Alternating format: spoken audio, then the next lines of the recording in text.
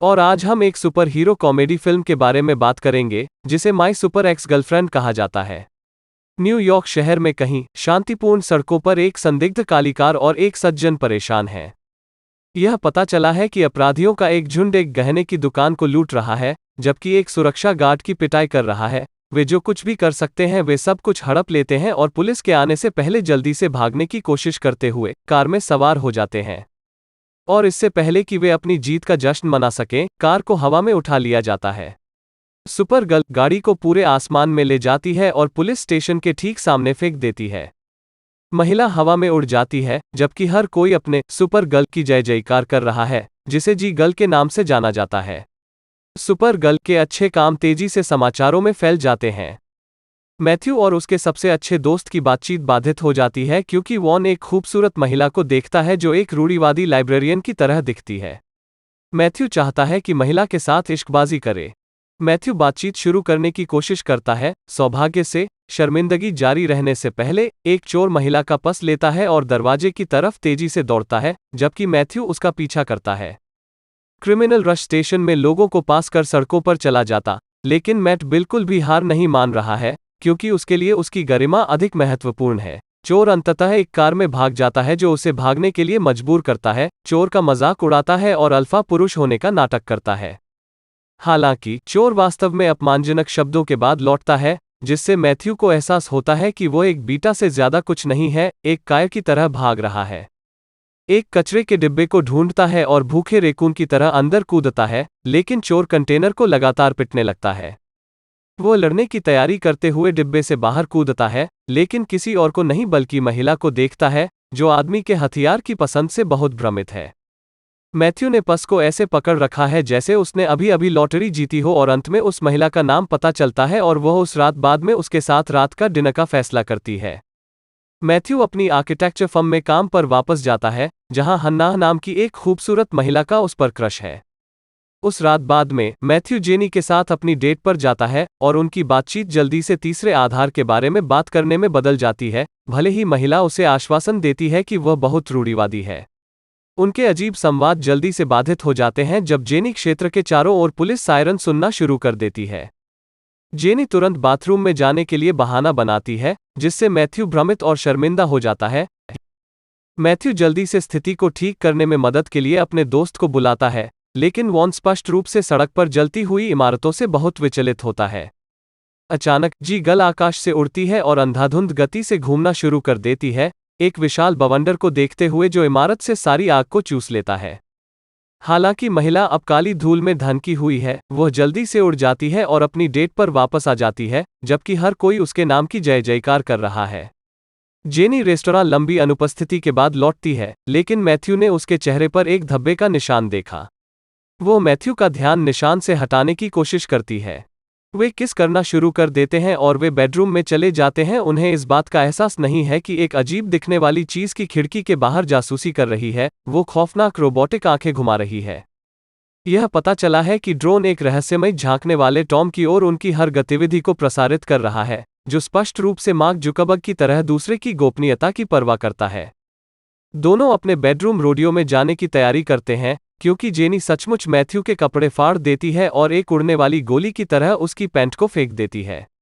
चीजें और भी खतरनाक हो जाती हैं क्योंकि जेनी शीर्ष पर रहने की मांग करती है और भूकंप की तरह अपने शयन कक्ष को हिलाना शुरू कर देती है और बिस्तर को दीवार में तोड़ देती है।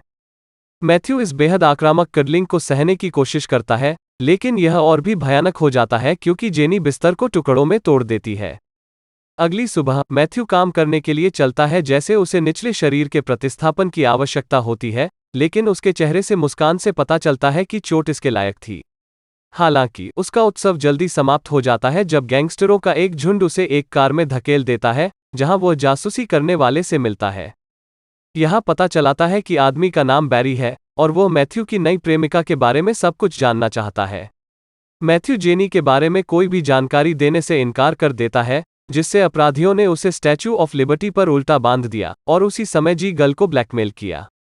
मैथ्यू के पैर की रस्सियां अंततः खुल जाती हैं और उसे जमीन की ओर गिरा देती हैं, लेकिन जी गर्ल ने उसे समय पर पकड़ लेती है और वो उसे आकाश में ले जाती है।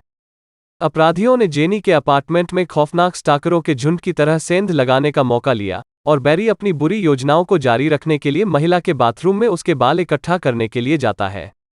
जी गल द्वारा बचाए जाने के बाद मैथ्यू जेनी से सवाल करता है कि एक आदमी उसकी जानकारी क्यों मांग रहा है, और जेनी को पता चलता है कि वो अब अपनी गुप्त पहचान नहीं छिपा सकती। वो मैथ्यू को एक कुर्सी पर बिठाती है और उसके सामने अपने कपड़े उतारना शुरू कर देती है। अंत में अपना विग भी हटा देती है, जिससे उस आदमी को पता चलता है कि वह वही है जिसने उसे पहले बचाया था। जेनी मैथ्यू को बताती है कि बैरी हाई स्कूल में उसका दोस्त हुआ करता था, और समय बीतने के साथ वे धीरे धीरे प्यार करने लगे। एक रात दोनों ने एक विशाल क्षुद्रग्रह को आकाश में उड़ते हुए देखा और केवल आग की लपटों से घिरी जमीन पर एक विशाल चमकती चट्टान को देखा। पुलिस को बुलाने के बजाय जेनी ने अपने हाथ से वस्तु को छूने का फैसला किया, जिससे चट्टान 1,00,000 टुकड़ों में फट गई। हैरानी की बात है कि दोनों विस्फोट से घायल नहीं हुए हैं, और जेनी का शरीर बदलना शुरू कर देता है, और जेनी तुरंत सभी बच्चों के बीच लोकप्रिय हो जाती है, लेकिन साथ ही साथ अपने प्रेमी को अनदेखा करना भी शुरू कर देती है। जेनी ने स्कूल में सबसे हैंडसम लड़के को डेट करना शुरू कर दिया, जबकि बारिश के अंदर रोते हुए बैरी को दुख हुआ। अपनी प्रेमिका को वास्तव में एक सुपर गर्ल के रूप में महसूस करते हुए मैथ्यू तुरंत कुछ शरारती कल्पनाओं के साथ आता है। जेनी अपनी जी गर्ल की पोशाक में बदलने के लिए दौड़ती है। जेनी मैथ्यू की ओर जाती है और मैथ्यू को खिलौना की तरह पकड़ लेती है और वो उसे आकाश में ले जाती है। जेनी सबसे ऊंची इमारतों के ऊपर मंडराती है। वे अंधाधुंध गति से जमीन की ओर गिरना शुरू कर देते हैं जैसे ही वे इमारतों में उड़ते हैं और सड़कों पर जाते हैं। उसी समय बैरी जी गर्ल से प्राप्त बालों पर प्रयोग कर रहा है। यह लगभग अटूट प्रतीत होता है, चूरा तोड़कर और लगभग अपने आदमी को मार रहा है। बैरी तब एक पत्थर निकालता है जो बालों से सारी ऊर्जा को चूसता हुआ प्रतीत होता है, महाशक्तियों को शून्य कर देता है और वो आसानी से बालों को टुकड़ों में काट देता है। मैथ्यू हन्ना के साथ एक निर्माण स्थल की देखरेख कर रहा है और उसने अपनी उंगली में एक खरोंच को देखा। हन्ना ने उसकी चोट को ठीक करने में उसकी मदद करना शुरू किया। हैरानी की बात यह है कि पूरी बात जेनी ने देखी। वह मैथ्यू की ओर आई और उसे चूमने लगी। मैथ्यू हन्ना के प्रेमी के साथ दोहरी तारीख की पेशकश करके अजीब स्थिति को ठीक करने की कोशिश करता है, जिसके लिए वे सभी जल्दी से सहमत हो जाते हैं। हालांकि उस रात हन्ना का प्रेमी कहीं नहीं दिखा, जिसके कारण जेनी घूरकर हन्ना को देखती है। सब कुछ एक भयानक मोड़ लेता है जब समाचार एक क्रूज मिसाइल के बारे में प्रसारित करना शुरू करता है जो शहर की ओर बढ़ रहा है। इस वजह से जेनी को जाना पड़ता है और वो गुस्से में वहां से निकलती है। जैसे ही लोग निराश होते जा रहे हैं, जी गर्ल समाचार में दिखाई देती है और मिसाइल को शहर से दूर ले जाती है, जिससे हर कोई जीत में खुश हो जाता है क्योंकि वे सभी अंततः बच जाते हैं। मैथ्यू उत्सव के क्षण में हन्ना को गले लगाता है, लेकिन जेनी द्वारा रेस्तरां के बाहर से यह देखा जाता है, जिससे वह नाराजगी से भर जाती है। जेनी मैथ्यू को अपनी भावनाएं बताती हैं, लेकिन मैथ्यू हर चीज से इनकार करता है, जो जेनी को और भी ज्यादा गुस्सा दिलाता है और वह कार की खिड़की को टुकड़ों में तोड़ देती है। जेनी मैथ्यू के प्रति अपने अत्यधिक प्यार को कबूल करती है, लेकिन मैथ्यू नहीं करता। वह जेनी से डर लगता है क्योंकि अब वह समझता है कि वह गंभीर संकट में है। उस रात बाद में कुछ शराब पीने के बाद मैथ्यू ने जेनी के साथ अपने रिश्ते को तोड़ने का साहस जुटाया। मैथ्यू को जल्दी से पता चल जाता है कि उसने बातचीत को गलत तरीके से किया होगा जब वह जेनी को रसोई में चाकू को घूरते हुए देखता है। जेनी गुस्से में मेज को मैथ्यू की ओर घुमाती है और अपनी महाशक्तियों का उपयोग करते हुए उस मैथ्यू को उड़ा देती है, लेकिन इस बार यह मजेदार तरीके से नहीं था। मैथ्यू मछली को उबलते पानी से बचाने के लिए और उसे सिंक में फेंक देता है। जेनी वादा करती है कि वो अपना प्रतिशोध प्राप्त वो हवा में उड़ते हुए छत पर एक बड़ा सा होल करके चली जाती है। अगले दिन मैथ्यू काम पर जाता है और हन्ना को ब्रेकअप के बारे में सब कुछ बताता है, लेकिन इससे पहले कि वो हन्ना के लिए अपनी भावनाओं को कबूल कर सके, जेनी गुस्से में खिड़की के बाहर दिखाई देती है। मैथ्यू हन्ना को उसकी जान बचाने के लिए नीचे धकेलता है, जबकि जी गर्ल इमारत से भाग जाती है, लेकिन उसका मैनेजर यह देखता है और मैथ्यू को और भी अधिक परेशानी देना शुरू कर देता है। सौभाग्य से वो सुरक्षा से एक फोन कॉल द्वारा बचा लिया गया है, जो उसे सूचित करता है कि उसकी कार चोरी हो गई है, जिसने गैराज में एक विशाल छेद छोड़ दिया है। मैथ्यू उस रात बाद में अपनी प्रेजेंटेशन की तैयारी के लिए घर जाता है, लेकिन अचानक सभी रोशनी बंद हो जाती है और जीनी रूफ के उसी होल से आती है जिसे मैथ्यू ने अभी अभी ठीक किया था। महिला टेलीस्कोप की ओर चलती है और मैथ्यू को अपनी नवीनतम कला का काम दिखाती है, और आदमी को पता चलता है कि उसकी कार वर्तमान में अंतरिक्ष में तैर रही है, जिसके किनारों पर नई सजावट है। मैथ्यू अपनी जेनी पर क्रोधित हो जाता है और उसे बताता है कि वह पागल है, जिससे जेनी गुस्से में उड़ने से पहले उस आदमी के चेहरे को बारबेक्यू कर देती है। अपना संतुलन हासिल करने की कोशिश करते हुए मैथ्यू सदमे में आईने में देखता है। वह देखता है कि उसका छोटा जॉनसन उसके माथे में खुदा हुआ है। मैथ्यू के पास अगले दिन टोपी पहनकर प्रस्तुति में जाने के अलावा कोई विकल्प नहीं है। इससे पहले कि मैथ्यू प्रेजेंटेशन शुरू कर सके, खिड़की से एक छाया चमकती है और उसका चेहरा पूरी तरह से सफेद हो जाता है क्योंकि उसे अपने निकट भविष्य के बारे में एक अशुभ भावना होने लगती है। जी गल इमारत में आ जाती है और कमरे में प्रवेश करती है, जिससे कमरे के अंदर एक ट्विस्ट पैदा होता है क्योंकि सभी कागज हवा में उड़ जाते हैं। जब सब कुछ आखिरकार सुलझ जाता है तो लोग सदमे में मैथ्यू को घूरते हैं क्योंकि वो अपने सभी ग्राहकों के सामने नंगा खड़ा होता है, जिसके कारण उसे उसके बॉस द्वारा निकाल दिया जाता है। मैथ्यू को एक पागल की तरह इमारत छोड़ने के लिए मजबूर किया जाता है, लेकिन हन्ना को मैथ्यू के लिए बेहद खेद है। वो उसे अपने घर पर आने के लिए आमंत्रित करती है। यहाँ पता चलता है कि हन्ना ने हाल ही में अपने प्रेमी के साथ संबंध तोड़ लिया क्योंकि उसने उसे एक ही समय में कई महिलाओं के साथ पकड़ा था। मैथ्यू अपने दोस्त को दिलासा देने की कोशिश करता है और बताता है कि उसके मन में हमेशा उसके लिए भावनाएं थीं, जिससे हन्ना उस आदमी को जोश से चूमती थी और वे जमीन पर गिरते हैं और वो दोनों बिस्तर पर इंटीमेट हो जाते हैं। लेकिन मजा जल्दी खत्म हो जाता है जब वे एक महिला को बाहर से चिल्लाते हुए सुनते हैं। मैथ्यू पर्दे खोलने के लिए जाता है और जेनी को देखता है कि जेनी ने उसकी ओर एक शार्क फेंक दी है जो खिड़की को तोड़कर उसके कमरे में आ जाती है।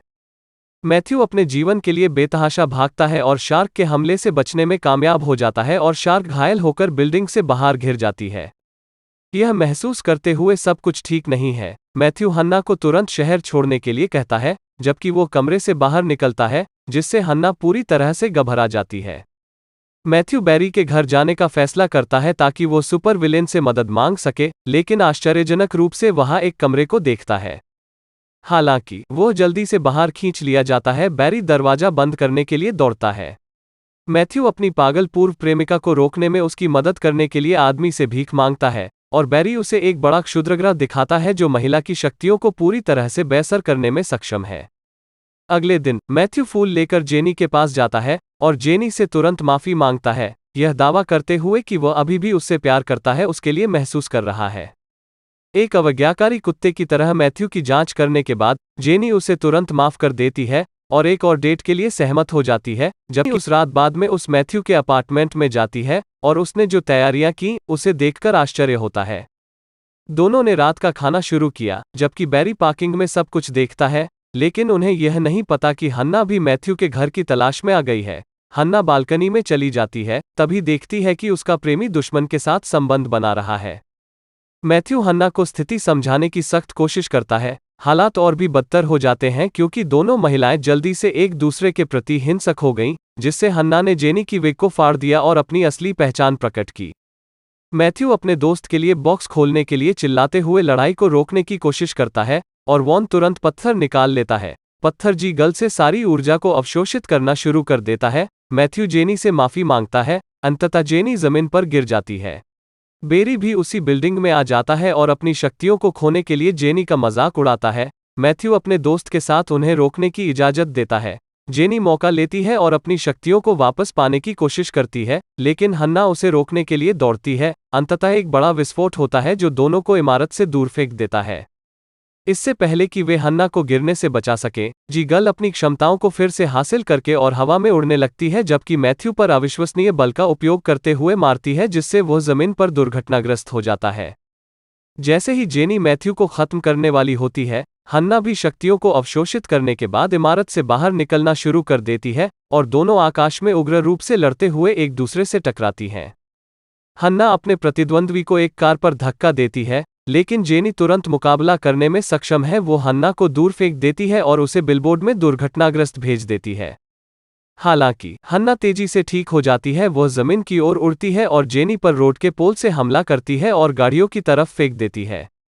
यह जेनी को और भी अधिक क्रोधित करता है। वह एक वाहन को पकड़ लेती है और उसे सड़क पर फेंक देती है, जो सीधा जाकर स्टोव में लगता है, जिससे लोगों को समस्या होती है जैसे ही वे एक दूसरे से टकराती हैं और मानव इतिहास में सबसे खतरनाक बिल्ली की लड़ाई में बदल जाती हैं। दोनों महिलाएं शक्तिशाली ट्विस्टर्स में घूमने लगती हैं।